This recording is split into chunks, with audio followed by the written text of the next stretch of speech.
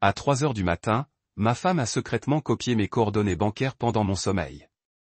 Le lendemain matin, j'ai remarqué qu'elle avait dépensé 90 000 $ sur des articles de luxe et des vols pour l'Europe. Une semaine plus tard, elle est revenue en affichant ses achats et en me disant avec un sourire moqueur, « Merci pour le surclassement ».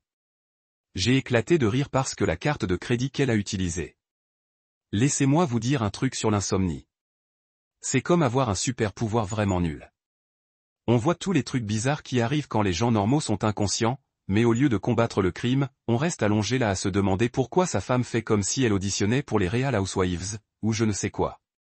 Je m'appelle Marcus et j'ai 36 ans, ce qui me rend apparemment ennuyeux, d'après ma femme. Je travaille dans la cybersécurité. Et avant que vous ne leviez les yeux au ciel et que vous imaginiez un type pâle dans un sous-sol entouré de canettes de boissons énergisantes vides, laissez-moi vous arrêter tout de suite. Je dispense des formations sur la fraude numérique pour des entreprises du Fortune 500. Je suis celui qui apprend aux cadres à ne pas se laisser séduire par les emails de princes nigérians et pourquoi cliquer sur des célibataires séduisants de votre région n'est pas une stratégie commerciale judicieuse. C'est un travail plutôt correct, bien payé, qui me garde alerte et qui me donne des histoires géniales sur la stupidité des entreprises. Mais voilà ce qu'il faut savoir repérer. Fraude professionnelle. On commence à remarquer des schémas partout. Et dernièrement, le plus fréquent se trouve dans ma propre maison. Jasmine était la lumière de ma vie. Je parle d'une romance digne d'un film Disney. Elle riait à mes mauvaises blagues sur la cybersécurité, et croyez-moi, elles sont horribles. Elle m'apportait du café quand je travaillais tard et semblait apprécier passer du temps avec moi. On regardait des séries Netflix en boucle, on se demandait si la nana avait sa place sur une pizza. Ça n'a pas sa place. On se disputait et on planifiait ces adorables petites escapades du week-end dans des endroits insolites. La vie était belle. La vie était simple. Mais ces 2 dernières années, quelque chose a changé. Et je ne veux pas dire que nous nous sommes éloignés. Je parle d'une véritable transplantation de personnalité. Soudain, tout dans notre vie était basique. Notre appartement était trop petit. Mon travail n'était pas assez ambitieux. Ma voiture, une Honda Civic parfaitement fiable qui ne m'a jamais laissé en plan, était gênante. Ça a commencé petit, avec des petits commentaires ici et là. Le mari de Sarah, je viens de lui acheter une nouvelle BMW. Tu as vu la promo de Mike? Maintenant, ils peuvent s'offrir cette maison à Westchester. Tu devrais peut-être envisager de changer d'entreprise, Marcus. Tu es là depuis toujours. Écoute, je comprends. Tout le monde veut de belles choses. Moi aussi, j'en veux. Mais je veux aussi dormir la nuit sans me soucier de savoir si je pourrais payer mon prêt immobilier. Traitez-moi de folle, mais la stabilité financière, c'est plutôt sexy quand on est adulte. Puis Brandon est arrivé. Oh, Brandon, par où commencer avec ce type? C'est l'ami de Jasmine à la salle de sport.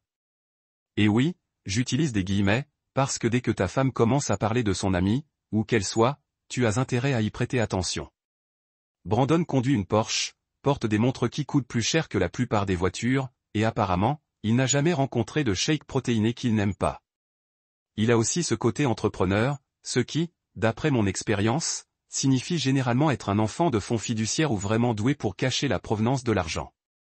Jasmine a commencé à parler de Brandon souvent. Brandon dit ça. Brandon pense avoir emmené sa copine dans un restaurant incroyable. C'était comme écouter un disque rayé, sauf que la chanson était « Response Why Your Husband Suck » en boucle. L'abonnement à la salle de sport n'était que le début. Soudain, Jasmine a eu besoin de nouveaux vêtements de sport, chers. Puis elle a eu besoin d'un meilleur téléphone, car le sien était trop lent pour ses applications de fitness. Puis est arrivée la routine de soins de la peau qui a coûté plus cher que mes mensualités de voiture. Chaque achat était accompagné d'une anecdote expliquant que la copine de Brandon le lui avait recommandé, qu'elle l'avait vu sur les réseaux sociaux de Brandon ou que Brandon l'avait mentionné en passant. Je ne suis pas stupide. Je sais à quoi ça ressemblait. Mais voilà le problème avec le mariage, on veut faire confiance à son partenaire. On veut croire que lorsqu'il dit être juste ami avec quelqu'un, il le pense vraiment. On veut croire que toutes ces séances de sport nocturne sont vraiment consacrées au fitness et pas à autre chose. Et puis est arrivé ce soir-là, à 3 heures du matin, un mardi. Je suis allongé là, les yeux rivés au plafond, repensant mentalement à une présentation que je devais faire. Le lendemain matin, à propos d'arnaque à la pêche. Ironique, non.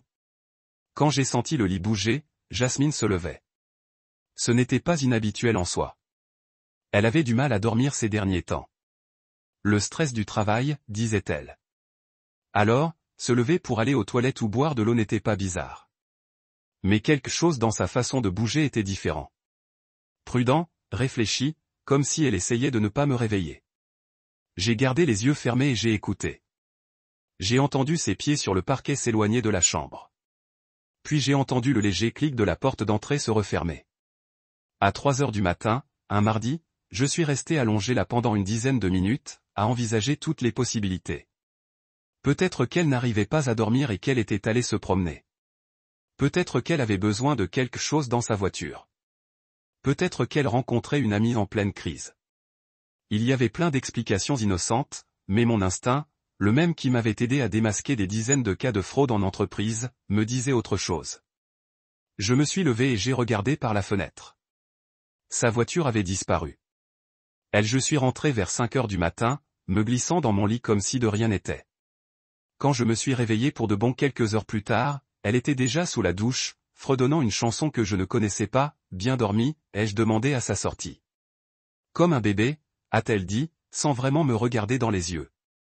Ce matin-là, alors que j'étais assise dans ma cuisine à boire un café et à faire semblant de lire mes emails sur mon téléphone, j'ai réalisé quelque chose qui m'a retourné l'estomac. Toutes ces années à former des cadres à repérer les signes de fraude, tous ces séminaires sur la demande toujours pourquoi je me sentais si misérable tout le temps. Toujours en train de faire des excuses pour expliquer pourquoi notre relation était si vide. Elle m'a fait une faveur en étant un criminel. Elle a résolu un problème que je ne savais même pas que j'avais. Tania a tincé son verre contre le mien. À Jasmine, dit-elle avec un sourire. Le criminel le plus incompétent du monde est accidentellement la meilleure chose qui soit jamais arrivée à votre vie amoureuse. À Jasmine, j'ai accepté. Puisse-t-elle profiter de ses 18 mois de gouvernement à fournir un logement et apprendre à apprécier les choses simples de la vie. Et pour la première fois depuis des années, cela ressemblait à une mise à niveau qui mérite d'être célébrée. 6 mois plus tard, j'étais assis sur le balcon de mon nouvel appartement à Brooklyn Heights, en regardant le coucher de soleil peindre l'horizon de Manhattan dans des tons d'or et d'orange, et je ne pouvais pas m'empêcher de rire de la façon dont ma vie s'est transformée. Pas le rire amer de quelqu'un qui avait été foutu, mais le véritable rire du ventre de quelqu'un qui avait accidentellement gagné la loterie en perdant tout ce qu'il pensait vouloir. Le nouvel endroit était une chambre avec des murs de briques exposés, des planchers de bois franc qui brillaient en fait au lieu de paraître perpétuellement poussiéreux. Et c'était le kicker, une vue du port qui m'a fait sentir que je vivais dans un film. Cela coûte moins cher que l'ancien appartement que j'avais partagé avec Jasmine, principalement parce que je ne divisais pas les factures avec quelqu'un qui pensait que le câble de base était sous sa dignité et a insisté sur le fait que nous avions besoin de tout. Le déménagement avait été thérapeutique d'une manière à laquelle je ne m'attendais pas. Chaque boîte que j'ai emballée, c'était comme perdre une autre couche d'une vie qui ne m'avait jamais vraiment adapté de toute façon. Sortaient les oreillers chérés que Jasmine avait insisté sur le fait d'élever l'espace. Out la table basse de créateur qui coûte plus cher que ma première voiture et n'a servi à rien, sauf pour me faire peur de l'utiliser. Out toutes les conneries ambitieuses que nous avions accumulées parce que Jasmine pensait que cela nous a fait chercher plus de succès pour les visiteurs qui ne sont jamais venus. Ce que je gardais pourrait s'intégrer dans un seul camion en mouvement. Mon équipement informatique, mes livres, ma collection de disques en vinyle que Jasmine s'était toujours plein prenait trop de place. Et la table de la salle à manger de ma grand-mère qui avait en quelque sorte survécu à la Grande Dépression et à mon mariage. Tout le reste est allé à la charité ou a été vendu sur Craigslist pour payer le dépôt sur mon nouvel endroit. La peinture était la meilleure partie. Je n'avais jamais réalisé à quel point je détestais la palette de couleurs de notre ancien appartement jusqu'à ce que je sois libre de choisir quelque chose de différent. Jasmine avait insisté sur les murs beige parce qu'ils étaient intemporels et sophistiqués, ce que je comprenais maintenant était le code ennuyeux comme l'enfer mais en sécurité. Mon nouvel endroit avait un mur d'accent en bleu profond, une couleur que Jasmine aurait rejetée comme trop audacieuse, mais cela m'a fait sourire à chaque fois que je suis entré dans la pièce. J'avais aussi commencé à voyager, quelque chose de Jasmine et j'avais parlé mais jamais fait parce qu'elle a insisté sur le fait que si nous allions voyager, cela devait être bien fait. Cela signifie des vols de première classe, des hôtels 5 étoiles et des restaurants qui nécessitaient des réservations des mois à l'avance car je ne pouvais pas me permettre de voyager correctement. Nous n'avons tout simplement pas voyagé du tout. Il s'avère que voyager mal est en fait assez incroyable. Mon premier voyage a été au Colorado en mars, une aventure en randonnée en solo qui a coûté moins d'un des sacs à main de la créatrice de Jasmine et m'a donné plus de satisfaction que tout ce que nous avions jamais fait ensemble. Je suis resté dans une cabine qui était essentiellement un hangar glorifié, mangé des sandwichs à la station-service pour le déjeuner, et j'ai passé 3 jours à marcher dans des montagnes qui faisaient ressembler à l'horizon de Manhattan à une collection de blocs Lego. Les photos que j'ai prises ne ressemblaient en rien à des messages Instagram soigneusement organisés de Jasmine. Pas de tenue de concepteur, pas de lunettes de champagne, pas de pose stratégique conçue pour rendre les autres jaloux. Juste moi, vraiment heureux pour la première fois depuis des années, debout sur un sommet de montagne avec de la neige dans mes cheveux et de la boue sur mes bottes. Puis est venu le week-end à la Nouvelle-Orléans en avril où j'ai mangé beignets pour le petit déjeuner, écouté le jazz de rue jusqu'à 2 heures et j'ai eu des conversations avec des étrangers complets sur tout, de la cybersécurité aux meilleurs endroits pour prendre du café. Jasmine en aurait détesté chaque minute. La foule, le bruit, le manque total d'équipement de luxe. Pour moi, c'était parfait. Mais a apporté un long week-end à Austin où j'ai découvert que le barbecue et la musique live étaient apparemment mes langues d'amour. Juin était un voyage de camping dans l'état de New York où j'ai appris que je pouvais cuisiner des repas décents sur un feu de camp et que dormir dans une tente était étonnamment à l'aise lorsque vous ne le partagiez pas avec quelqu'un qui s'est plaint de tout, de la température au son des grillons. Chaque voyage m'a appris quelque chose de nouveau sur qui j'étais quand je n'essayais pas de répondre aux attentes de quelqu'un d'autre. J'aime les bars de plongée plus que les salons de cocktails. J'ai préféré des bottes de randonnée pour habiller les chaussures. J'ai vraiment aimé parler aux gens au lieu de simplement m'asseoir là-bas tandis que Jasmine a dominé chaque conversation avec des histoires sur ses amis de gym ou des plaintes concernant nos voisins. Le travail s'est amélioré aussi. Sans le stress de fond constant de se demander ce que Jasmine n'était pas satisfait maintenant, j'ai trouvé que je pouvais réellement me concentrer sur des projets qui m'intéressaient. J'ai commencé à effectuer plus de travaux de conseil, à élargir mes programmes de formation sur la fraude et même à parler lors de conférences de cybersécurité. Ma réputation dans l'industrie, qui avait été solide mais banale, a commencé à croître à mesure que les mots se répandaient sur mon expertise dans la détection de fraude financière. L'ironie n'a pas été perdue pour moi que le crime de Jasmine avait en fait avancé ma carrière. L'étude de cas de la façon dont quelqu'un pouvait voler une carte de crédit de formation et documenter ses propres crimes fédéraux sur les réseaux sociaux est devenue légendaire dans les milieux de la cybersécurité. Je l'ai transformée en une présentation appelée lorsque des systèmes de formation prennent de vrais criminels. Cela a maintenant été demandé lors de conférences à travers le pays. Chaque fois que je racontais l'histoire à une salle pleine de professionnels de la sécurité, je les ai regardés passer par la même progression. L'incrédulité, la stupéfaction et enfin les rires à la pure absurdité de tout cela. Ma partie préférée a toujours été la séance de questions-réponses où quelqu'un a inévitablement demandé « Mais ne vous sentiez-vous pas mal de laisser votre propre femme être arrêtée ? Elle a fait ses choix. » Je répondrai. Je viens de les documenter. La situation monétaire s'est également considérablement améliorée. Sans le goût cher de Jasmine, drainant nos comptes, j'ai découvert que j'étais en fait assez bon pour économiser de l'argent. Les 12 000 $ de notre compte conjoint étaient passés à près de 30 000 grâce à une combinaison de budgétisation minutieuse, à une augmentation des revenus de conseil et au simple fait que je ne me sentais plus obligé de dépenser de l'argent pour des choses que je ne voulais pas impressionner les gens que je n'aimais pas. J'avais même recommencé à sortir ensemble, mais sans pression avec désinvolture et sans aucune pression pour trouver celle immédiatement. Il s'avère que lorsque vous n'êtes pas désespéré de prouver votre valeur à quelqu'un qui a déjà décidé que vous êtes inadéquat, la fréquentation devient beaucoup plus amusante. J'avais pris un café avec Sarah, un bibliothécaire qui a partagé mon amour de terribles films d'action. Dîner avec Maria, un professeur qui m'a fait rire jusqu'à ce que mes côtés me font mal. Une date de randonnée avec Jennifer, qui pourrait identifier les oiseaux par leurs appels et m'a appris la différence entre un faucon red-tail et un hawk de Cooper. Aucune de ces relations n'était encore devenue grave. Mais ça allait. Pour la première fois dans ma vie d'adulte, j'appréciais le processus de connaître les gens sans me demander immédiatement s'ils étaient matériels de relation ou si j'étais assez impressionnant pour garder leur attention. La meilleure partie était qu'aucun d'entre eux ne m'a comparé à d'autres hommes. Aucun d'entre eux n'a soupiré dramatiquement tout en faisant défiler à travers les médias sociaux. Aucun d'entre eux ne m'a fait sentir que je devais m'excuser d'avoir un emploi normal et un revenu normal et des intérêts normaux. J'avais oublié ce que c'était que d'être avec quelqu'un qui m'aimait vraiment pour qui j'étais au lieu de me voir comme un projet pour être amélioré ou un tremplin vers quelque chose de mieux. Environ une fois par mois, j'ai reçu des mises à jour sur la situation de Jasmine par le biais de Tania, qui est restée en contact avec le bureau du procureur fédéral. Jasmine s'adaptait mal à la vie en prison. Apparemment, elle avait déposé plusieurs plaintes concernant la nourriture, les logements et ses collègues détenus. Elle avait également écrit plusieurs lettres au directeur demandant des logements spéciaux en raison de sa nature sensible et de son style de vie précédent. Les demandes ont été refusées. De toute évidence, la prison fédérale n'offre pas de service en chambre ou de combinaison de créateurs. Brandon, quant à lui, avait été condamné à 12 ans de prison fédérale après avoir plaidé coupable à des accusations dans 4 États. Son exploitation d'escroqueries romantiques avait été étendue, visant des femmes vulnérables à travers le pays et les facturant sur des centaines de milliers de dollars. Jasmine avait en fait été l'une de ses plus petites victimes. Le FBI avait récupéré une partie de l'argent qu'il avait volé à d'autres femmes, mais les 90 000 de Jasmine ont été révolus depuis longtemps, dépensés pour les vacances européennes qui avaient finalement conduit à leurs 2 arrestations. Elle devait toujours le montant total de restitution lorsqu'elle est sortie, plus d'intérêts, plus le coût de sa supervision pendant la probation. En d'autres termes, elle paierait pour ses sacs à main designer pendant les 20 prochaines années. J'avais reçu exactement une communication de Jasmine depuis son incarcération.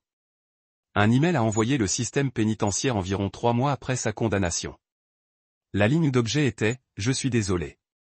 Et le message était court mais révélateur. Marcus, il a lu « Je sais que ce que j'ai fait était mal. J'étais confus et stupide et j'ai laissé quelqu'un me manipuler en pensant que je méritais plus que ce que nous avions. J'aurais dû apprécier ce que nous avions ensemble. J'aurais dû vous apprécier sans répondre. La prison. Facilité, et maintenant elle était allongée dedans. Avec un verre de vin et regarder les lumières de la ville commencer à scintiller à travers l'eau, j'ai levé mon verre au coucher du soleil et chuchoté les mots qui étaient devenus ma devise personnelle. Voici pour moi, dis-je doucement. La véritable mise à niveau, parce que c'est ce que toute cette expérience m'avait appris. Parfois, la meilleure chose qui puisse vous arriver est de perdre quelque chose que vous pensiez que vous vouliez. Parfois, l'univers vous fait une faveur en enlevant ce qui ne va pas, donc vous pouvez enfin voir ce qui était bien. La vue de mon mariage était la vue du jasmin, mais la vue de ma nouvelle vie était encore mieux. Reconnaissance des comportements suspects. Toutes ces études de cas sur des gens qui se croyaient plus malins que le système. J'avais vécu avec ça depuis le début. Je ne voulais juste pas voir ça. Le plus drôle, c'est que j'aurais dû être furieuse. J'aurais dû la confronter sur le champ. Mais au lieu de cela, je me suis surprise à penser au travail, à toutes ces enquêtes d'entreprise auxquelles j'avais participé, à la patience et aux preuves, et à laisser les gens se pendre avec leurs propres cordes. Je n'avais aucune idée que le lendemain matin, Jasmine allait partir. Pour me donner toutes les preuves dont j'aurais besoin.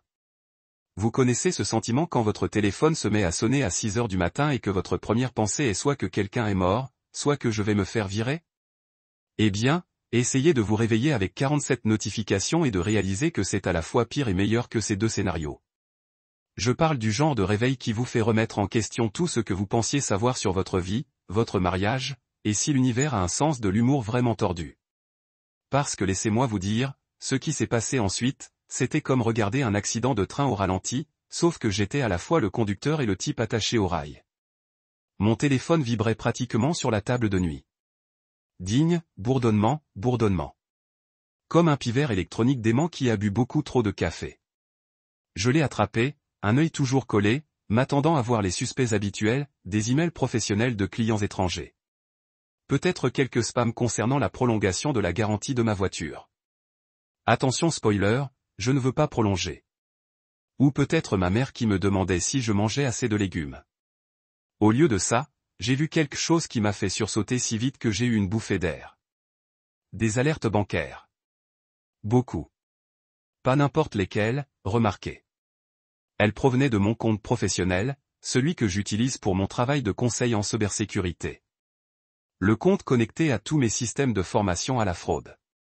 Le compte qui, jusqu'à il y a environ 6 heures, affichait un solde stable et agréable.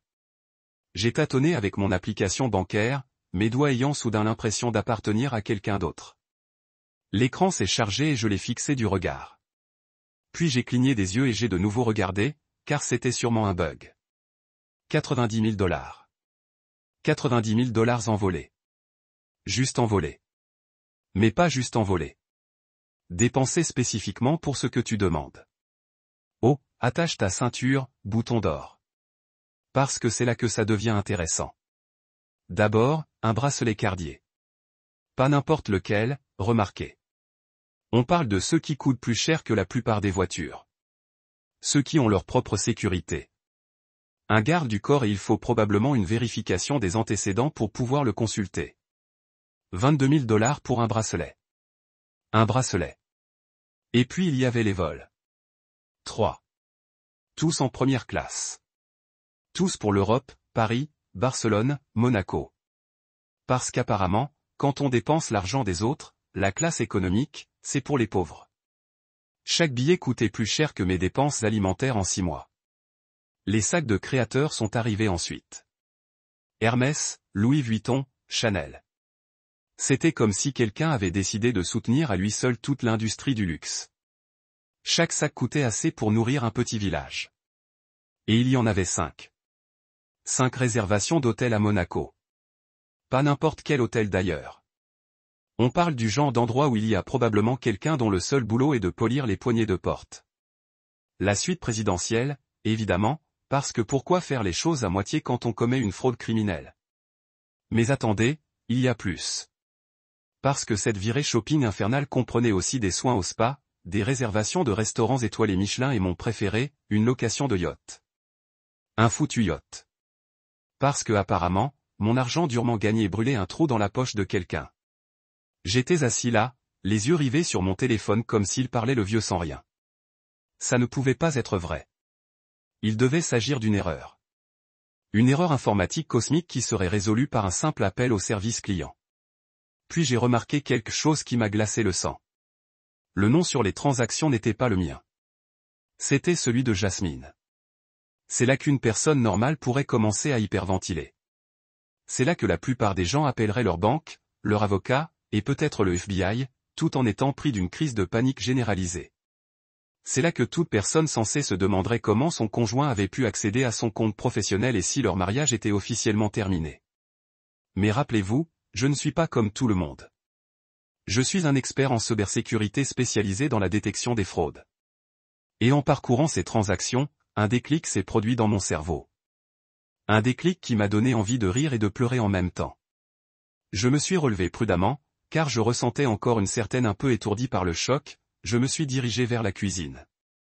Non, Jasmine, comme tous les matins depuis des semaines. Elle était mystérieusement absente de notre routine café-bavardage.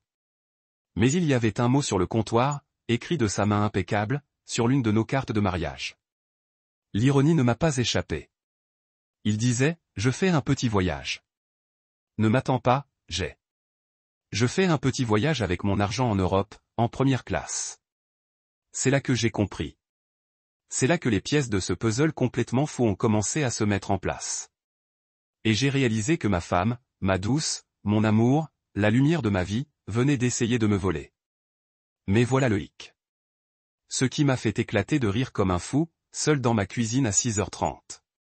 La carte de crédit qu'elle a utilisée n'était pas authentique.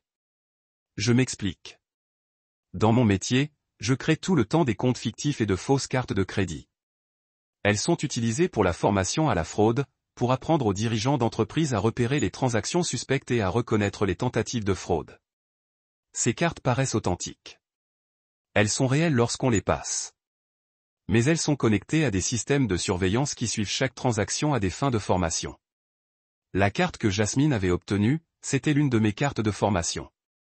Une carte spécialement conçue pour déclencher des alertes, créer des traces écrites et documenter chaque transaction frauduleuse à des fins pédagogiques. Autrement dit, ma chère épouse ne m'avait pas simplement volé.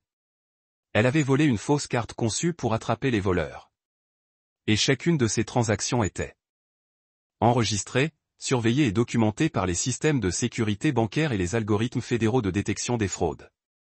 Elle venait de commettre le crime parfait contre un système spécialement conçu pour attraper les personnes commettant ce crime précis. J'aurais dû être furieux. J'aurais dû avoir le cœur brisé. J'aurais dû appeler des avocats et préparer mon divorce. Au lieu de cela, j'ai souri. J'ai souri si largement que j'en ai eu mal au visage, car Jasmine venait de tomber dans le plus beau piège qu'elle puisse imaginer et elle n'avait absolument aucune idée de ce qui l'attendait. Vous savez ce qu'on dit, la vengeance est un plat qui se mange froid. Eh bien, ils n'ont clairement jamais rencontré personne dans le domaine de la cybersécurité, car nous préférons une vengeance accompagnée d'une documentation détaillée, de multiples systèmes de sauvegarde et de suffisamment de preuves numériques pour faire pleurer de joie un procureur. La première personne que j'ai appelée était Tania Rodriguez, ma meilleure amie depuis la fac et actuellement l'une des consultantes juridiques les plus impitoyables de Manhattan. Tania est le genre d'avocate qui pourrait probablement négocier la paix mondiale pendant sa pause déjeuner et avoir encore le temps de détruire l'existence juridique de quelqu'un avant le dessert. C'est aussi la seule personne que je connaisse qui trouve les failles juridiques plus divertissantes que Netflix. Marcus, il est à peine 7 heures, répondit-elle à la deuxième sonnerie, l'air étonnamment alerte pour quelqu'un qui ne reconnaît généralement l'existence du matin qu'à 10 heures au moins. Il vaut mieux que quelqu'un soit mort, sinon tu as découvert du pétrole dans ton jardin. Tania, tu ne vas pas croire ce que Jasmine vient de faire, dis-je, incapable de dissimuler un étrange mélange d'incrédulité et d'excitation dans ma voix. Il y eut un silence. Puis, oh mon Dieu, t'a-t-elle enfin quitté pour aller à la salle de sport, mec? Parce que franchement, ça fait des mois que je prépare les papiers du divorce. Mieux, dis-je. Elle m'a volé. Définissez, voler. Genre, elle a pris ton mot de passe Netflix. On parle d'un véritable larcenie? 90 000 $, Tania, en une nuit pour des vacances en Europe avec Brandon. Le silence à l'autre bout du fil était si long que j'ai cru que la communication était coupée. Puis j'ai entendu un bruit qui ressemblait à du café craché. Out, suivi de quelques jurons espagnols très originaux qui, j'en suis presque sûr, feraient que sa grand-mère se rince la bouche au savon. Je suis désolé, et maintenant? Elle t'a volé 90 000 $. Marcus, tu fais un AVC? Dois-je appeler les urgences? Attends, ça va mieux, dis-je en sautillant sur la pointe des pieds d'excitation. La carte de crédit qu'elle a utilisée, ce n'était pas une vraie. Un autre silence. Puis Tania s'est mise à rire. Pas seulement un rire normal.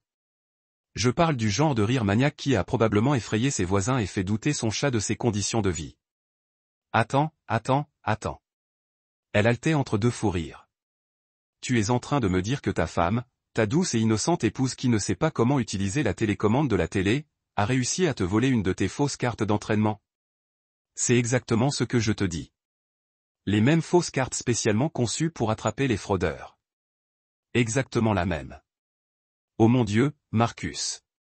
Oh mon Dieu, c'est comme regarder quelqu'un essayer de braquer une banque par accident. En entrant dans le siège du FBI. C'est magnifique.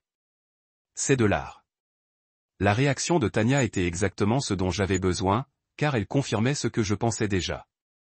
Jasmine venait de nous présenter le genre de cas que les étudiants en droit étudieraient pendant des années. Le genre de cas qui se transforme en récit édifiant sur ce qui arrive quand on essaie de déjouer quelqu'un qui conçoit littéralement des systèmes pour piéger les gens intelligents en train de faire des bêtises. Bon, d'accord, laisse-moi réfléchir, dit Tania, et je pouvais presque entendre son cerveau d'avocate s'emballer. Chaque transaction est enregistrée, n'est-ce pas? Horodatage, localisation, tout. Surveillance en temps réel, confirmai-je. De plus, comme c'est connecté à mes systèmes de formation à la fraude commerciale, tout est documenté à des fins de conformité fédérale. Marcus, je crois que je t'aime d'une manière totalement professionnelle, non romantique, qui ne compliquera pas notre amitié ni ma relation avec David. Les sentiments sont réciproques. Alors, quelle est notre prochaine étape? La prochaine étape, nous nous asseyons et la regardons creuser sa propre tombe. Mais d'abord, tu dois appeler l'agent Rivera. Agent Rivera? Voilà un nom auquel je n'avais pas pensé depuis des mois. L'agent spécial Carlos Rivera, de la division des crimes financiers du FBI, est probablement l'enquêteur le plus minutieux avec lequel j'ai jamais travaillé. Nous avions collaboré sur plusieurs affaires de fraude d'entreprise ces dernières années, et ce type était un véritable chien de chasse pour remonter les pistes financières. Vous pensez qu'il acceptera l'affaire? J'ai demandé, Marcus, vous lui confiez une affaire de fraude fédérale où l'auteur documente littéralement ses propres crimes en temps réel grâce à un système spécialement conçu pour détecter les fraudes fédérales. Rivera va probablement vouloir vous nominer pour une sorte de prix du service public. Elle avait raison. J'ai parcouru mes contacts et j'ai trouvé le numéro de Rivera. Il était encore tôt, mais les agents du FBI sont comme des consultants en cybersécurité. On a l'habitude de recevoir des appels à des heures indues concernant des gens qui font des bêtises avec l'argent des autres. Rivera, a-t-il répondu à la première sonnerie, comme s'il était réveillé depuis des heures. Agent Rivera, c'est Marcus Hill. Vous vous souvenez de moi? On a travaillé sur l'affaire Johnson Industries l'année dernière. Marcus, bien sûr. Ne me dites pas que quelqu'un d'autre a essayé de détourner de l'argent avec de fausses factures. Pas exactement, ai-je dit. Mais j'ai quelque chose que vous allez trouver très intéressant. J'ai expliqué la situation, le comportement mystérieux de Jasmine, les 90 000 $ de frais, les vacances en Europe et, surtout, le fait qu'elle avait réussi à mettre la main sur une de mes cartes de formation. Le silence de Rivera était différent de celui de Tania. C'était le silence d'un prédateur professionnel réalisant que Prey venait de tomber dans son piège. Laissez-moi m'assurer que j'ai bien compris, dit Rivera lentement. Votre femme a volé ce qu'elle pensait être votre carte de crédit, l'a utilisée pour financer une frénésie de dépenses à l'étranger, et la carte qu'elle a volée est en fait connectée aux systèmes fédéraux de surveillance des fraudes. Voilà la situation. Oui. Et chaque transaction est enregistrée avec horodatage, données de géolocalisation et vérification du commerçant. Chacune. Marcus, j'ai besoin que vous m'écoutiez très attentivement. Ne contactez pas votre femme. Ne la confrontez pas à ce sujet. Ne faites rien qui pourrait la mettre en garde. Pouvez-vous faire ça? Absolument. Bien. Parce que ce que votre femme a fait n'est pas seulement un vol. C'est une fraude fédérale, une usurpation d'identité et un accès non autorisé à des systèmes de formation financière.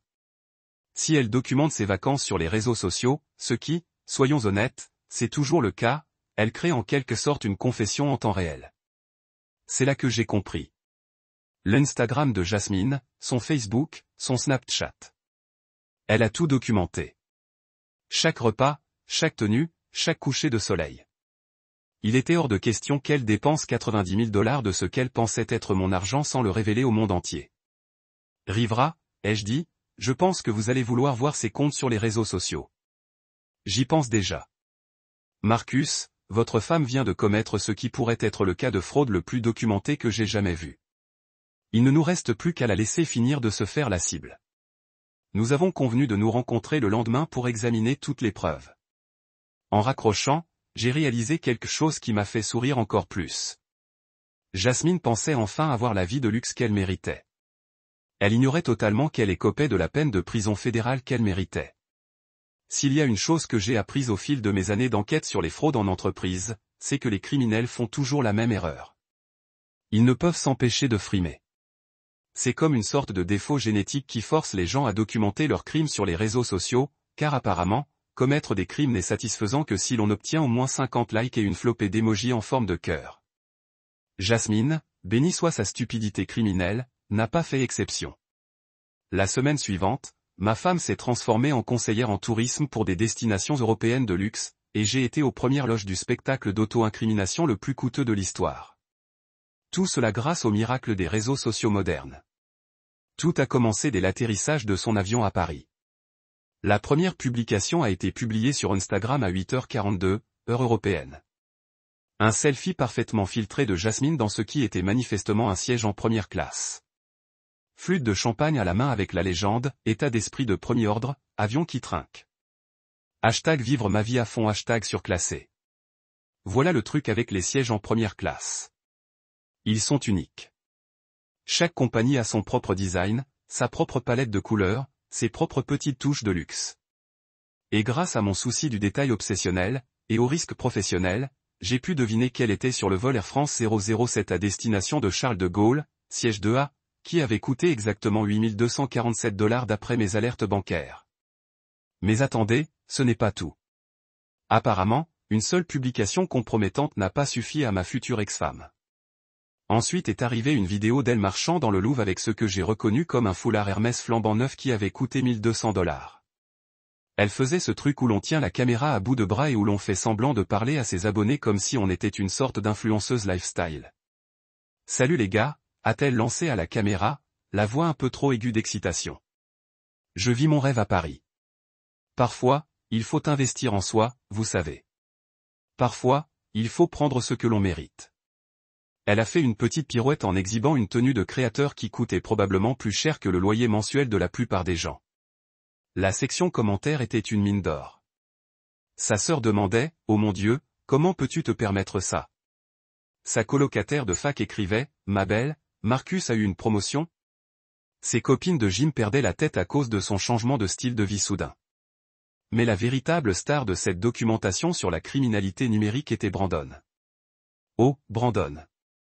Monsieur entrepreneur en personne se cachait en arrière-plan de presque chaque cliché, tel un fantôme de créateur en costume de photobombing. Le voilà sur son selfie spontané au café de Montmartre, faisant semblant de lire le journal avec des lunettes de soleil qui coûtaient probablement plus cher que mon prêt auto. Le voilà encore sur sa photo spontanée à la Tour Eiffel, consultant son téléphone avec des nonulans étudiés. Et le voilà sur sa vidéo de dîner sur un toit, trinquant accidentellement à du champagne juste à l'intérieur du cadre, pendant qu'elle s'extasiait sur le fait de suivre ses rêves et de prendre des risques. Le type ne cherchait même pas à être subtil. Dans une publication particulièrement ridicule, Jasmine se filmait en train de se faire masser en couple avec Brandon, tout en parlant de s'offrir le luxe que l'on mérite. Le spa était le George V, dont je savais qu'il facturait environ $800 par personne pour son soin signature. Mais le plus incroyable, c'est qu'on pouvait littéralement voir Brandon en arrière-plan se faire masser et, à un moment, il a même fait signe à la caméra. Tania prenait des captures d'écran de tout. Bien sûr, de chaque publication, de chaque article, de chaque commentaire. Nous avions créé un dossier partagé qui devenait rapidement la documentation la plus complète que j'ai jamais vue sur la stupidité criminelle de quelqu'un. C'est mieux que le matin de Noël. Tania m'a envoyé un SMS après que Jasmine a publié une visite vidéo de sa suite d'hôtel à Paris. Elle raconte littéralement sa propre affaire de fraude. Et elle était dans la vidéo. Jasmine a fait un panoramique sur une chambre d'hôtel qui était clairement une suite premium. J'ai vérifié. $2000 la nuit. Elle parlait du fait que la vie est trop courte pour se contenter du basique. Hébergement et comment parfois l'univers récompense le courage d'aller chercher ce que l'on désire. L'univers. Elle pensait que l'univers l'avait récompensé avec mon argent volé. De Paris, ils ont déménagé à Barcelone, et le poste est devenu encore plus ridicule. Des courses à Los Ramblas, où elle a exhibé des sacs de toutes les boutiques haut de gamme de la ville. Des vidéos de dîner dans des restaurants où il fallait réserver 3 mois à l'avance. Un poste particulièrement écœurant où elle et Brandon étaient sur une sorte de yacht. Celui qui m'avait coûté $5000 de location pour la journée, trinquant au champagne pendant qu'elle parlait de s'entourer de personnes qui boostent son énergie. L'agent Rivera s'éclatait. Marcus, il m'a appelé le 5e jour. Je fais ça depuis 15 ans et je n'ai jamais vu quelqu'un documenter ses propres crimes.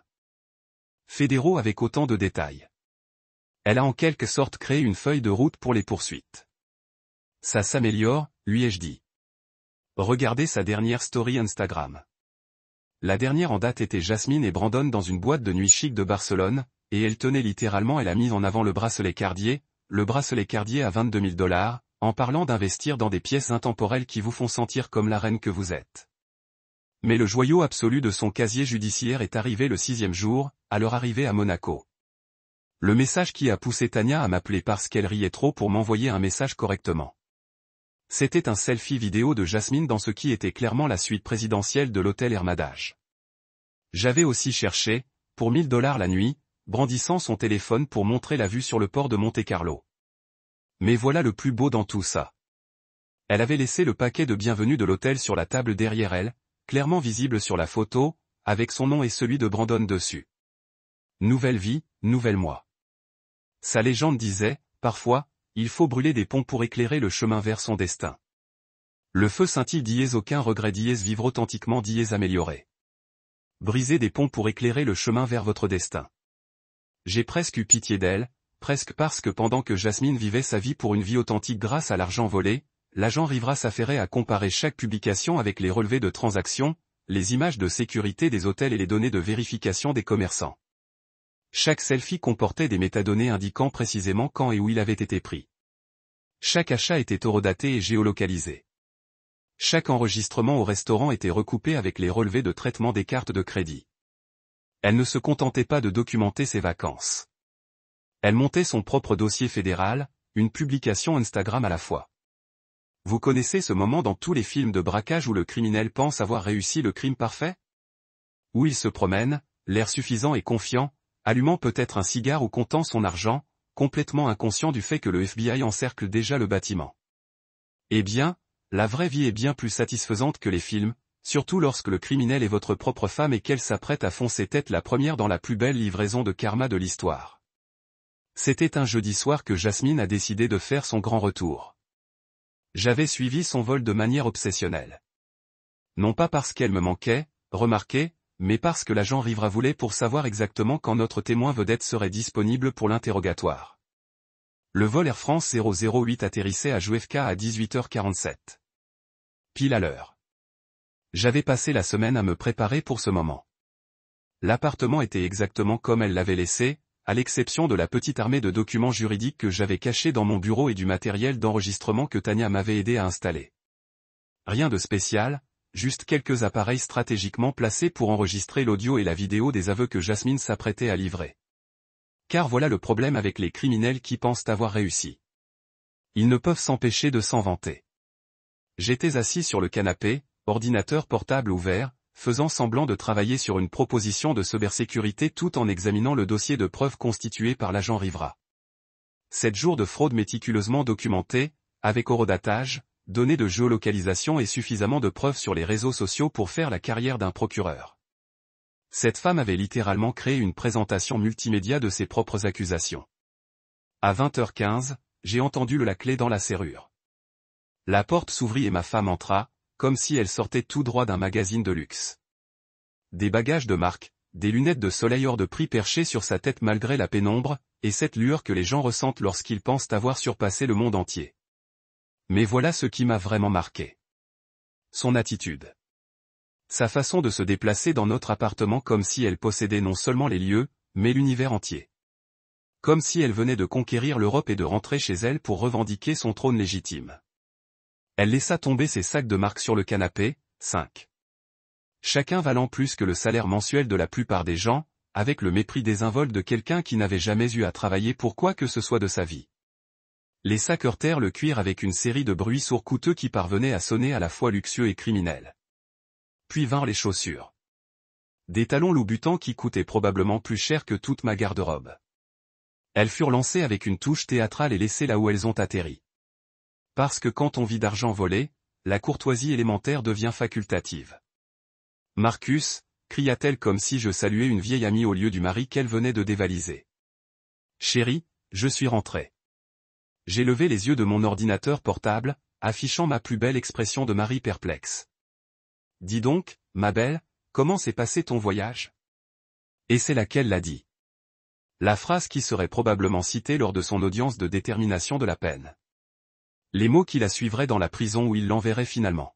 « Merci pour le surclassement, ma belle. » Elle a dit ça sans sourciller, debout dans notre salon, entourée des preuves des 90 000 $ qu'elle m'avait volés. Puis elle a ri.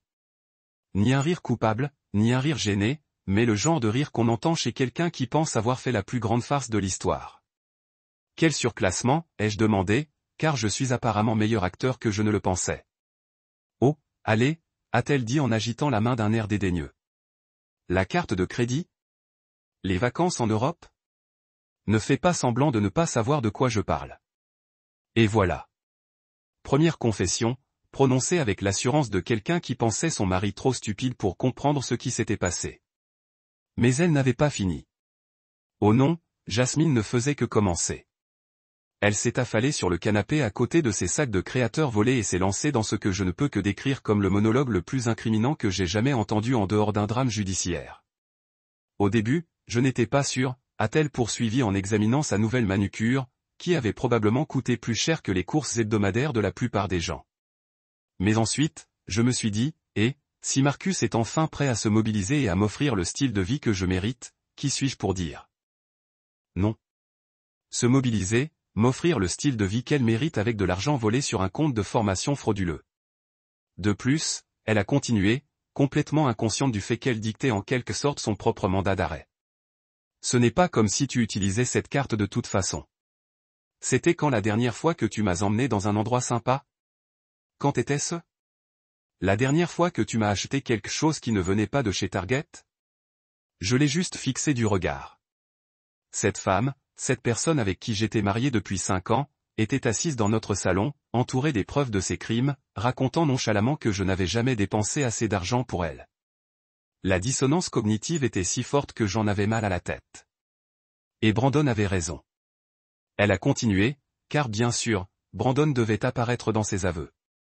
Il a dit qu'il faut parfois prendre ce qu'on mérite dans la vie. Parfois, il faut montrer aux gens ce qu'on vaut. Brandon avait raison. Le même Brandon qui avait mystérieusement eu assez d'argent pour l'accompagner dans une virée shopping européenne à 90 000 $.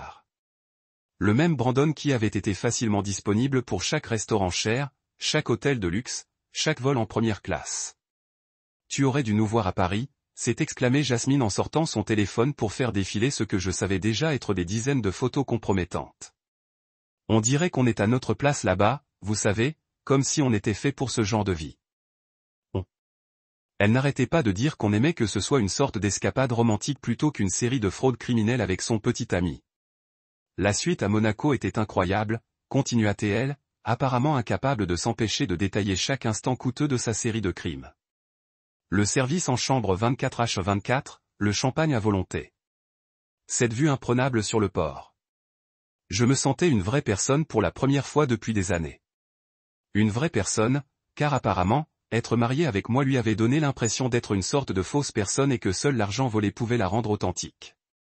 J'enregistrais chaque mot, bien sûr, chaque aveu informel, chaque détail concernant Brandon, chaque référence aux hôtels et restaurants spécifiques que j'avais déjà vérifiés grâce au relevé de transactions. Elle construisait le dossier de l'accusation phrase par phrase, et elle semblait croire qu'elle ne faisait que partager les moments forts de ses vacances. « Vous savez le meilleur ?» demanda-t-elle en se penchant en avant avec un sourire complice. J'avais enfin l'impression d'être à la hauteur de mon potentiel, comme si j'étais devenir la personne que j'étais censé être. Apparemment, celle qu'elle était censée être était une criminelle fédérale. Mais je n'allais pas le lui dire. Pas encore. Au lieu de cela, je lui ai souri en retour et lui ai dit, « Super, ma puce.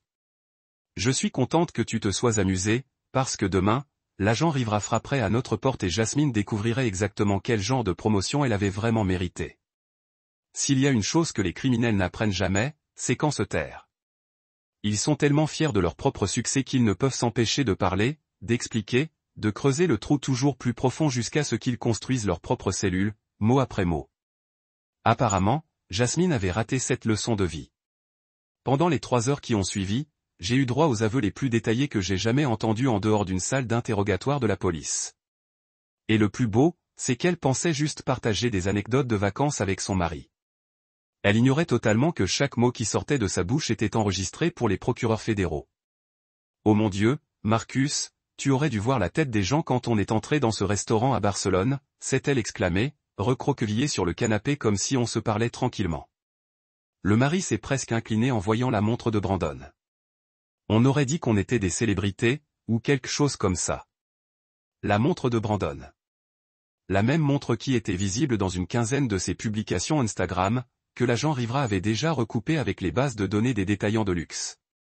La même montre qui coûtait probablement plus cher que la plupart des voitures et qui soulevait des questions très intéressantes sur la provenance exacte de l'argent de Brandon. Et le shopping, a-t-elle poursuivi en désignant les sacs de créateurs éparpillés dans notre salon comme des indices sur une scène de crime. Marcus, je ne me suis jamais sentie aussi puissante, comme quand on peut entrer chez Hermès et acheter ce qu'on veut sans même regarder les étiquettes. C'est ça, la vraie liberté. La vraie liberté. Elle pensait que voler 90 000 $ à son mari représentait la liberté.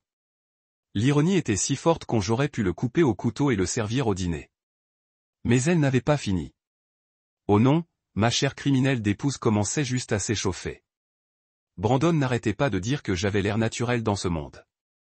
Elle a dit, ses yeux prenant cette expression rêveuse que les gens ont quand ils se souviennent de ce qu'ils pensent avoir été la meilleure semaine de leur vie.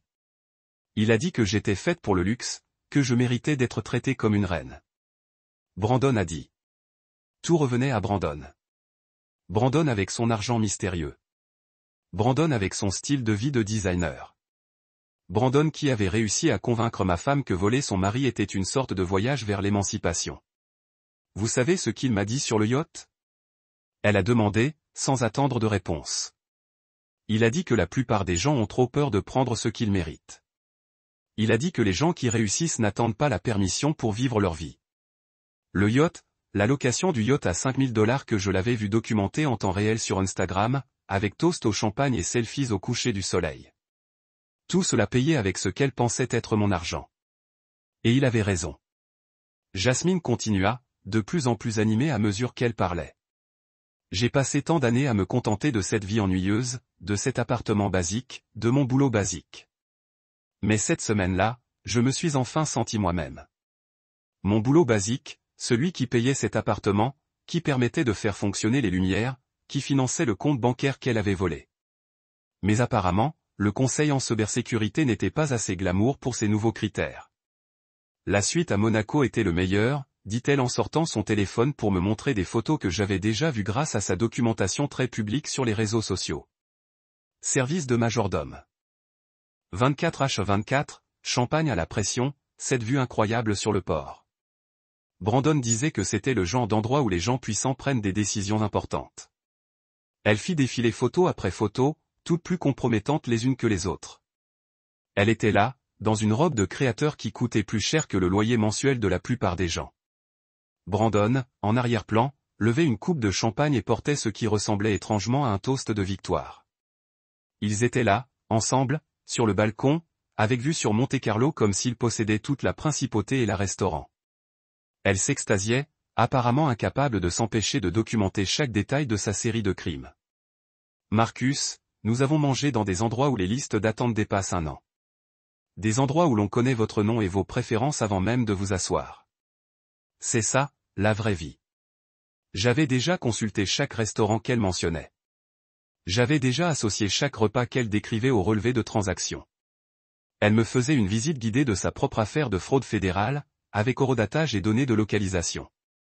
Mais le véritable coup de maître est arrivé lorsqu'elle a commencé à parler de leur dernière nuit à Monaco.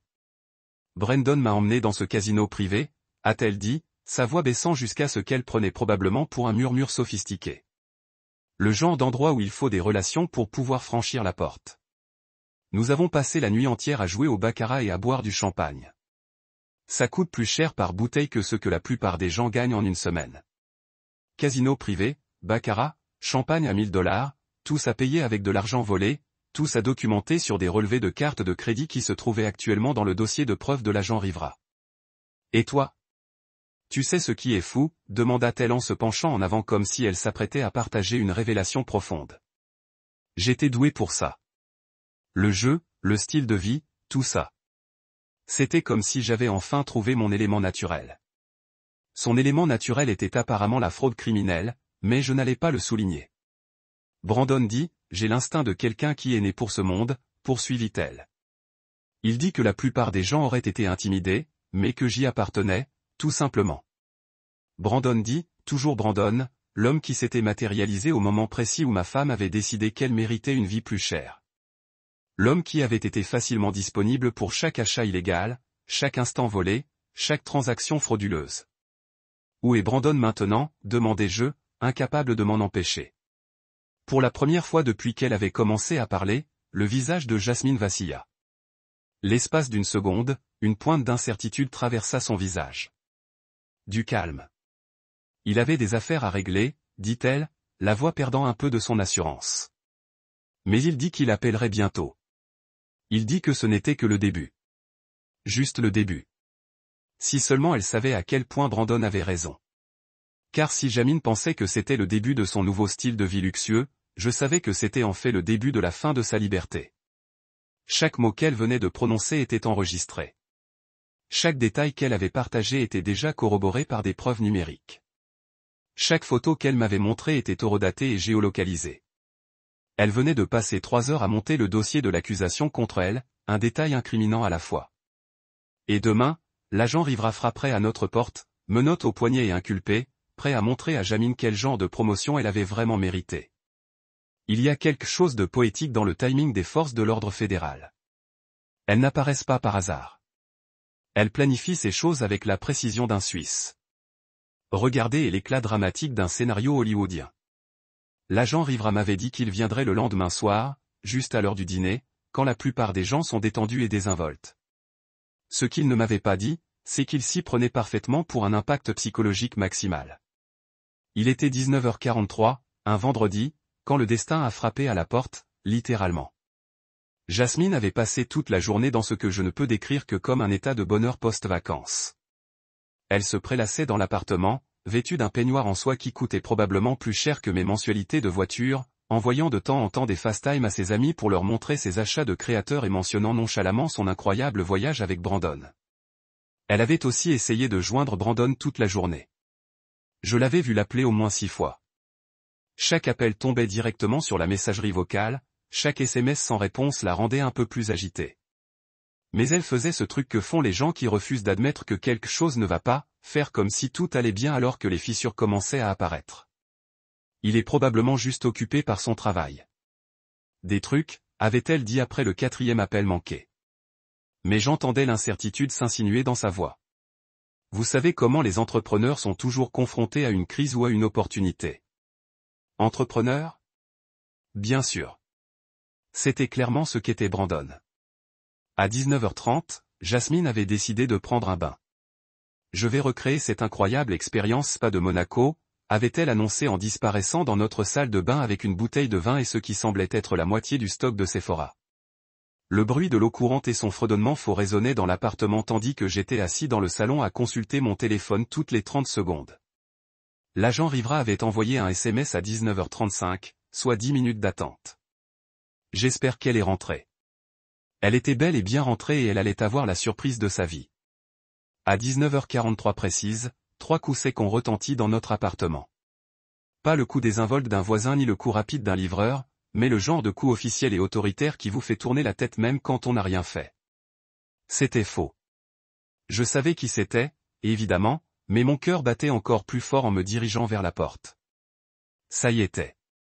Le moment où le rêve de luxe de Jasmine se heurtait de plein fouet à la réalité fédérale.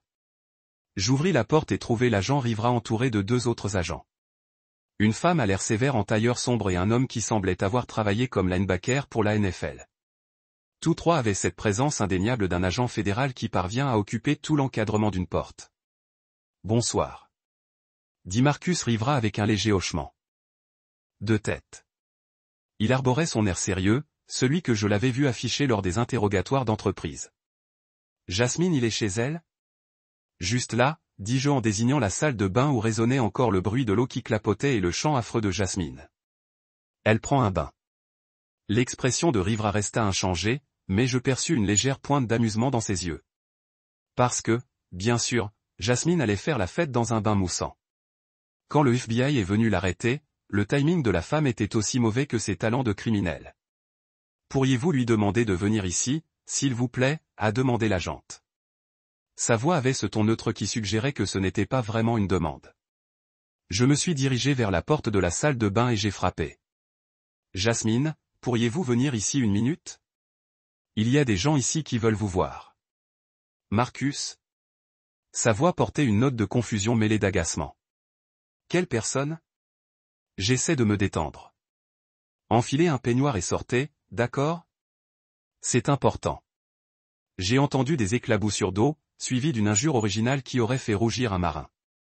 Quelques minutes plus tard, la porte de la salle de bain s'est ouverte et Jasmine est apparue dans son peignoir de soie, les cheveux enveloppés dans une serviette, comme si elle allait me faire la leçon sur l'importance de prendre soin de soi.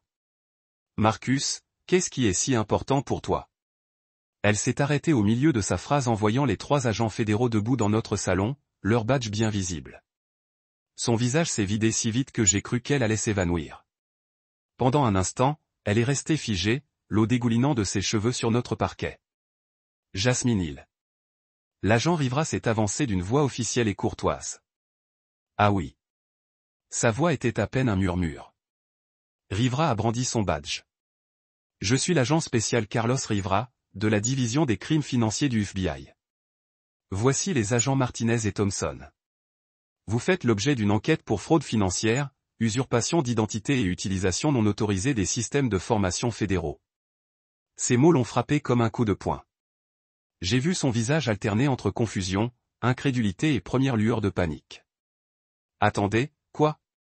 Elle a bégayé, regardant tour à tour les agents et moi comme si quelqu'un allait lui dire que tout cela n'était qu'une farce élaborée. C'est une erreur. Il doit y avoir une erreur. Pas d'erreur, madame. A dit l'agent Martinez en sortant un dossier rempli de documents. Nous avons de nombreuses preuves de transactions frauduleuses totalisant environ $90 000, effectuée avec une carte de crédit enregistrée auprès de l'entreprise de cybersécurité de votre mari. Mais c'est impossible, protesta Jasmine, la voix devenant de plus en plus aiguë à chaque mot. Marcus m'a donné cette carte. Il voulait que je passe de bonnes vacances. Dis-leur, Marcus. Les 3 agents se tournèrent vers moi. L'agent Rivera haussa un sourcil, me cédant la parole. J'ai regardé ma femme, je l'ai vraiment regardée pour probablement la première fois depuis des mois. Debout là, dans sa robe de chambre coûteuse, entourée de ses sacs de créateurs volés, face aux agents fédéraux, car elle avait été trop cupide et trop stupide pour se rendre compte qu'elle volait une fausse carte de crédit. En fait, Jasmine, dis-je d'une voix étonnamment calme. Je ne t'ai jamais rien donné. Cette carte que tu as volée? Elle n'était pas réelle.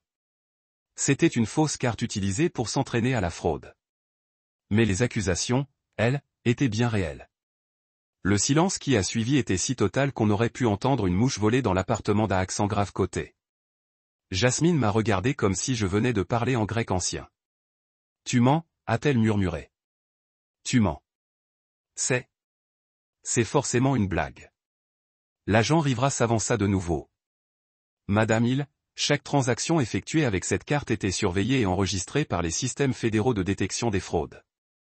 Nous disposons d'horodatage, de données de géolocalisation, d'enregistrement de vidéosurveillance et d'une documentation exhaustive sur les réseaux sociaux de vos activités à Paris, Barcelone et Monaco. Non, dit Jasmine en secouant violemment la tête. Non, non, non, Marcus. Dis-leur que c'est une erreur. Dis-leur que tu m'as donné la permission. Je secouai lentement la tête. Je ne peux pas faire ça, Jasmine, parce que ce ne serait pas vrai. C'est alors qu'elle hurla. Pas un cri de peur ou de colère, mais le genre de cri primal que l'on entend lorsqu'on voit son monde s'effondrer en temps réel. Tu es mon mari, hurla-t-elle en me pointant du doigt tremblant. Tu es censé me protéger. Tu es censé être de mon côté. Je la regardais, là, désespérée, paniquée, confrontée à des accusations fédérales pour des crimes qu'elle avait commis, tout en se croyant plus intelligente que tout le monde. Tu as choisi Brandon et les bracelets, Jasmine, dis-je doucement. Maintenant, assume-le. Les semaines suivantes se déroulèrent comme l'épisode le plus satisfaisant de Co au monde. Sauf qu'au lieu d'assister à la punition d'un criminel quelconque, j'étais aux premières loges de la chute spectaculaire de ma propre femme. Jasmine passa sa première nuit en détention fédérale à pleurer, à crier et à exiger d'appeler son avocat. Oubliant apparemment que les avocats pénalistes coûtaient de l'argent, et qu'elle avait déjà dépensé 90 000 $ d'argent volé en sacs de créateurs et en vacances en Europe. L'ironie n'échappa à personne. L'appel téléphonique commença le lendemain matin. D'abord, c'était sa sœur, complètement hystérique. Marcus, que s'est-il passé? Les informations disent que Jasmine a été arrêtée pour fraude. Ce doit être une erreur. Puis sa mère appela, tout aussi paniquée, mais parvenant tant bien que mal à. Fais-moi porter la responsabilité. Comment as-tu pu laisser faire ça, Marcus? Comment as-tu pu ignorer ce que ta femme faisait? Mais mon coup de cœur a été l'appel de sa colocataire de fac qui avait apparemment vu la photo d'identité judiciaire de Jasmine sur un blog spécialisé et voulait savoir si les photos de vacances en Europe étaient vraies. Parce que si c'est le cas, elle a dit que c'était plutôt impressionnant, même si c'était illégal. Tania, quant à elle, s'amusait comme une folle. Marcus, a-t-elle dit lors d'une de nos séances de stratégie, j'exerce le droit depuis 12 ans et je n'ai jamais vu une affaire aussi irréprochable. Elle a littéralement documenté ses propres crimes sur les réseaux sociaux. L'accusation va probablement s'en servir comme d'un dossier d'instruction. L'agent Rivera l'a confirmé lorsqu'il m'a appelé pour me tenir au courant de l'enquête. Les comptes de ta femme sur les réseaux sociaux sont comme des aveux en temps réel. Il a dit, on l'a filmé en train de faire des achats frauduleux, de se vanter d'avoir volé de l'argent et même de redater des crimes spécifiques. Les avocats de la défense vont étudier cette affaire pendant des années pour illustrer ce qu'il ne faut pas faire. La mise en accusation était prévue pour le mardi suivant. Je n'étais pas obligé d'y assister, mais Tania m'a convaincu d'y assister. Il faut que tu vois ça, dit-elle. Tu as besoin de tourner la page. Entrer dans ce palais de justice était surréaliste. 3 semaines plus tôt, j'étais un homme en difficulté conjugale. Maintenant, j'étais témoin fédéral dans une affaire de fraude contre ma propre femme. La transformation était si totale que je me sentais presque différent. Jasmine paraissait plus petite dans sa combinaison orange. Les vêtements de créateur avaient disparu, remplacés par une tenue standard de prison de comté qui la faisait ressembler exactement à ce qu'elle était, une criminelle. Ses cheveux étaient tirés en arrière en une queue de cheval désordonnée. Son maquillage avait disparu depuis longtemps. Et la femme sûre d'elle et fière de son aventure européenne avait été remplacée par une personne à l'air effrayé et désespéré. Lorsqu'elle m'a vu dans la galerie, elle a murmuré « S'il vous plaît » et a appuyé sa main contre la pétition en verre. L'espace d'une fraction de seconde, j'ai presque eu pitié d'elle. Presque. Puis je me suis souvenu des 90 000 $. Les mensonges, Brandon, la désinvolture avec laquelle elle a balayé notre mariage tout en se vantant de sa promotion. Le procureur a exposé les accusations avec une précision méthodique, fraude financière, identité. Vol, accès non autorisé aux systèmes de formation fédéraux. Chaque chef d'accusation était passible de lourdes peines de prison, et il y en avait beaucoup. L'avocat commis d'office de Jasmine, un homme à l'air fatigué qui avait clairement tiré la courte paille, a tenté de plaider pour une réduction de la caution. Votre honneur, ma cliente n'a pas d'antécédents judiciaires et entretient des liens étroits avec la communauté. Le procureur a immédiatement rejeté cette demande. Votre honneur, l'accusé a utilisé des fonds volés pour voyager à l'étranger et a clairement démontré sa volonté de fuir la juridiction. Elle a également des liens avérés avec des complices toujours en fuite. Des complices ? Il s'agissait de Brandon, qui s'était apparemment volatilisé dès que le FBI a commencé à poser des questions. Il s'avère que lorsque votre sugar mama est arrêté pour des crimes fédéraux, l'amour a tendance à se refroidir assez vite. Le juge a refusé la réduction de la caution. Jasmine resterait en détention jusqu'au procès. C'est alors qu'elle a craqué. Sur place, en pleine audience, elle s'est mise à sangloter et à crier mon nom. Marcus. Marcus, s'il te plaît, ne les laisse pas me faire ça. Je suis ta femme. Tu dois m'aider. Je suis resté assis là à la regarder tomber. À part. Je me souvenais de toutes les fois où elle s'était plainte de notre vie ennuyeuse. De toutes les fois où elle m'avait comparé à d'autres hommes. De toutes les fois où elle m'avait fait sentir que je n'étais pas à la hauteur à ses yeux. L'huissier a dû la maîtriser physiquement pendant qu'on la ramenait à sa cellule. 3 jours plus tard, son avocat m'a appelé pour me proposer un marché. L'accusation proposait une négociation de peine, une restitution intégrale, 18 mois de prison fédérale, 3 ans de probation et la destruction définitive de sa cote de crédit. Elle veut l'accepter, m'a dit Tania. Son avocat dit qu'aller en procès serait suicidaire. Ils ont trop de preuves. Et Brandon ? Ai-je demandé. Encore dans le vent. Mais ils finiront bien par le retrouver. Des types comme ça refont toujours surface quelque part. L'audience de plaidoyer était prévue pour le vendredi suivant. Jasmine reconnaîtrait officiellement sa culpabilité et assumerait la responsabilité de ses crimes. J'ai décidé de ne pas y assister. J'en avais assez vu. Au lieu de cela, j'ai passé ce vendredi après-midi à signer les papiers du divorce dans le bureau de Tania pendant que Jasmine était officiellement condamnée. Les formalités étaient étonnamment simples. Quand votre conjoint est en prison fédérale pour avoir volé votre argent. Les procédures de divorce sont généralement assez simples. Comment vous sentez-vous ? Demanda Tania tandis que je signais le dernier document. J'ai regardé autour de son bureau, puis par la fenêtre, la ville en contrebas. Pour la première fois depuis des mois, peut-être des années, j'ai eu l'impression de pouvoir respirer. Libre ? J'ai dit, je me sens libre. 3 semaines. C'est le temps qu'il m'a fallu pour passer du statut de consultante en cybersécurité marié à celui de témoin fédéral divorcé. Et honnêtement, ces 3 semaines m'ont semblé être la période la plus longue et la plus courte de toute mon existence. Longue, car chaque jour apportait de nouvelles révélations sur l'ampleur de la tromperie de Jasmine. Et courte, car tout allait si vite que j'avais à peine le temps de tout assimiler. L'accord de plaidoyer s'est déroulé exactement comme Tania l'avait prédit.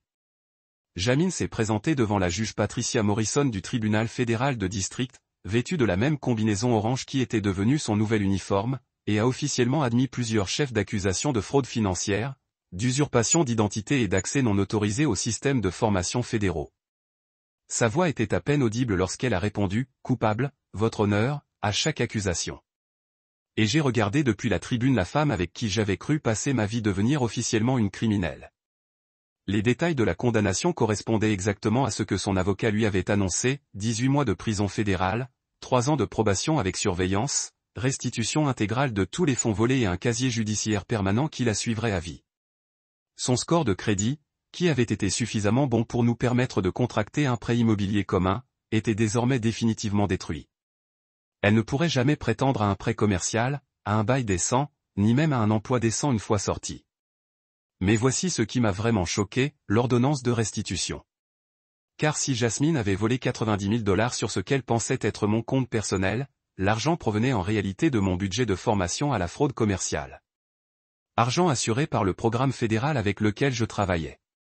Donc, techniquement, elle ne m'avait pas seulement volé. Elle avait volé le gouvernement américain. Et le gouvernement, il s'avère, n'apprécie vraiment pas qu'on le vole. La restitution finale. Le montant s'élevait à 127 000 $. Non seulement les 90 000 $ dépensés, mais aussi des pénalités supplémentaires, des frais de justice et des intérêts. 2. L'argent qu'elle n'avait manifestement pas et qu'elle n'aurait pas avant des années, voire jamais. Le gouvernement avait déjà gelé le peu qui restait sur ses comptes personnels, environ 300 $ et un peu de monnaie, et mis sous séquestre tout ce qu'elle possédait de valeur, qui, en fin de compte, n'était guère plus que les sacs et bijoux de créateurs qu'elle avait achetés avec l'argent volé, le tout saisi comme preuve. L'agent Rivera m'a appelé le lendemain de la condamnation pour me donner les dernières nouvelles. Elle sera transférée dans un établissement à sécurité minimale du nord de l'État de New York la semaine prochaine, a-t-il dit. Probablement dans Berry. C'est là qu'on envoie la plupart des criminels en col blanc. Et Brandon ? Ai-je demandé, car je m'interrogeais sur son mystérieux complice depuis son arrestation. La voix de Rivera a pris une note de satisfaction. Nous l'avons retrouvé.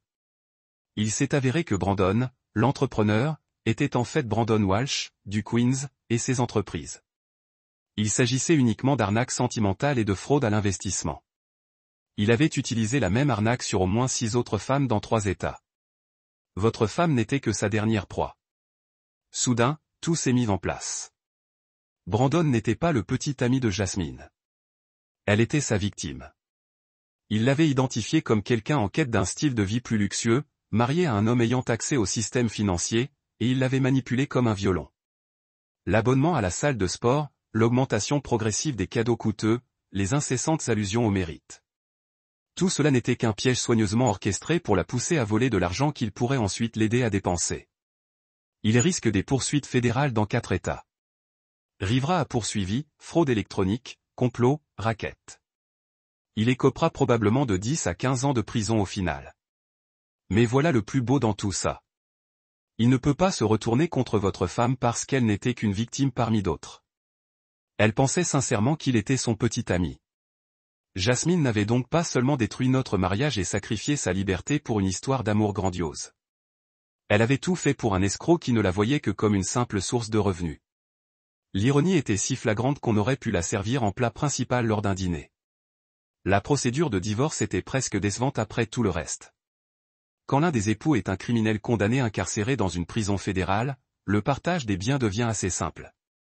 Jasmine a pu conserver ses dettes et son casier judiciaire.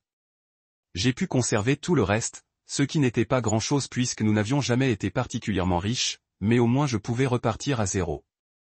J'ai gardé l'appartement, évidemment. Le nom de Jasmine a été rayé du bail, et soudain, l'endroit m'a semblé 2 fois plus grand et infiniment plus paisible. J'ai également conservé notre compte d'épargne commun, qui contenait environ 12 000 $ après avoir réglé divers frais juridiques.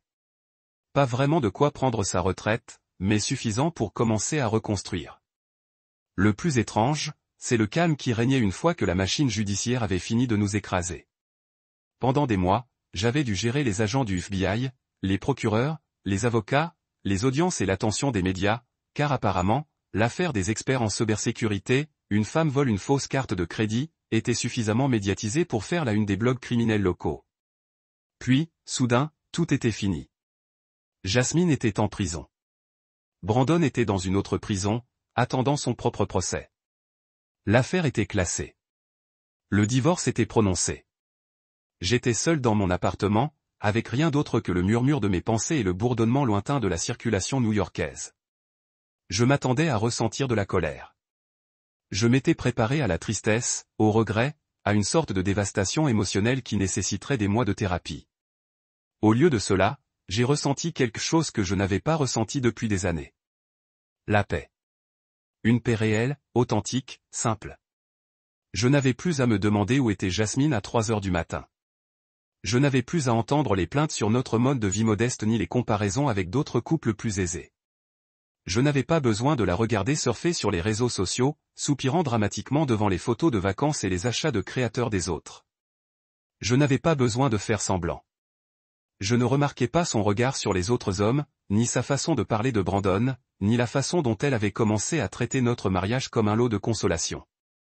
Pour la première fois depuis probablement 2 ans, je pouvais vivre sans drame, sans marcher sur des œufs, sans me demander constamment si ma femme prévoyait de me quitter pour quelqu'un avec un compte en banque plus important. Tania est venue le soir après la finalisation du divorce, apportant des plats chinois à emporter dans une bouteille de vin qui coûtait probablement plus cher que l'argent de poche mensuel de Jasmine. Alors, dit-elle en s'installant sur mon canapé avec une bouteille de lin. Qu'est-ce que ça fait d'être un homme libre? J'y ai réfléchi un instant, en parcourant du regard l'appartement qui m'appartenait désormais entièrement. Les produits de soins coûteux de Jasmine avaient disparu de la salle de bain. Ses vêtements de créateur n'encombraient plus la chambre. Son bruit de fond constant des plaintes et de l'insatisfaction avait été remplacé par un silence béni. Elle pensait qu'elle améliorait. J'ai dit enfin. Pendant tout ce temps, elle pensait qu'elle s'échangeait de son mari ennuyeux à une nouvelle vie passionnante avec Brandon et son argent. Et maintenant, elle est en prison fédérale portant des combinaisons orange et mangeant de la viande mystère. Tania a observé que Brandon dans une prison fédérale différente se faisant probablement botter le cul par de vrais criminels qui n'apprécient pas les escrocs romantiques. Vous savez quelle est la partie vraiment folle? J'ai demandé. Je pense que je suis reconnaissant. Tania haussa un sourcil. Reconnaissant d'avoir fait voler 90 grand-mères et de courir avec un escroc. Reconnaissante de m'avoir montré qui elle était vraiment. J'ai clarifié.